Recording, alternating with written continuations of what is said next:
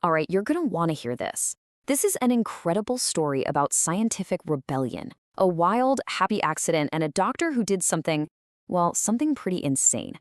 It's the story of how two scientists completely overturned decades of medical belief, and it all started with a simple gut feeling. So, for the longest time, if you asked any doctor this question, you'd get the exact same answer. I mean, the entire medical world was on the same page. The only tiny little problem? They were all completely, utterly wrong. You know the drill, right? For decades, the story was it was all your fault. You were too stressed at work, you were eating too much spicy food. The advice was what? Eat some boring, bland food and maybe take a nap? But the real bad guy, the thing actually causing all the pain, it was this little microscopic bug. And you really have to get this. The idea they were fighting against was huge. Back in the early 80s, the stomach was considered this unlivable wasteland, a literal acid bath, a total kill zone. So the idea that any kind of bacteria could survive in there, it wasn't just wrong, it was laughable. It was a fact that was basically set in stone.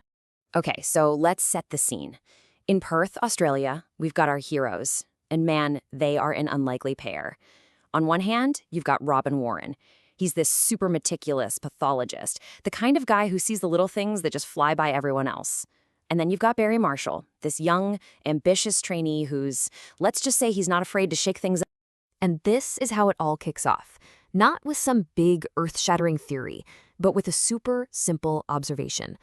Robin Warren's just doing his day job, looking at stomach samples under a microscope, and he keeps noticing these funny little spiral bacteria, just hanging out there. Stuff that apparently no one else was seeing. So Warren and Marshall, they start connecting the dots. Wait a second, these bacteria show up in every single patient with ulcers. That can't be a coincidence, right? But when they go to tell the medical community about it, oh boy, the reaction was not great. We're talking total dismissal, disbelief. People actually laughed at them.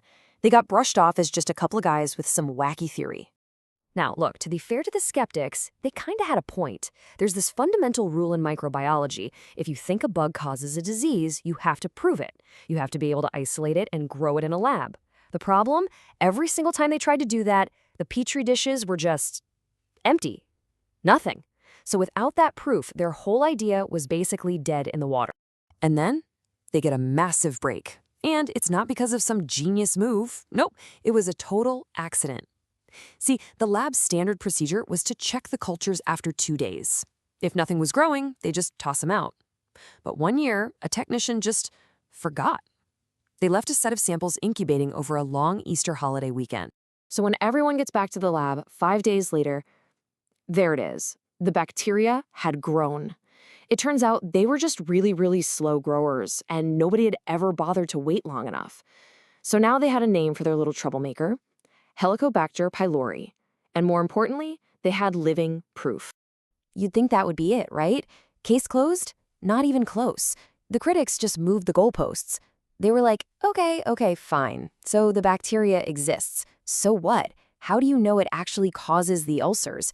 Maybe it's just there, totally harmless. So Marshall and Warren were right back to square one. At this point, the medical establishment is still just completely ignoring them. And Barry Marshall, he decides there's only one thing left to do. He needs a human guinea pig. And since he couldn't ethically ask anyone else to do it, he chose himself. This was a huge gamble. I mean, we're talking about his career, his reputation, and, his actual health. So get this. Here's the play-by-play. First, he gets an endoscopy to prove on the record that his stomach is perfectly healthy. Step 2, he whips up this lovely broth just teeming with H. pylori bacteria, and he drinks it. A few days later, he gets violently sick with gastritis, which is basically the first step to getting an ulcer. They do another endoscopy, and guess what? His stomach is crawling with the bacteria. And the grand finale? He takes a simple course of antibiotics, and poof, he's completely cured. He proved it on himself. And that single, unbelievably dramatic experiment, that was the mic drop moment. It was the final, undeniable piece of proof.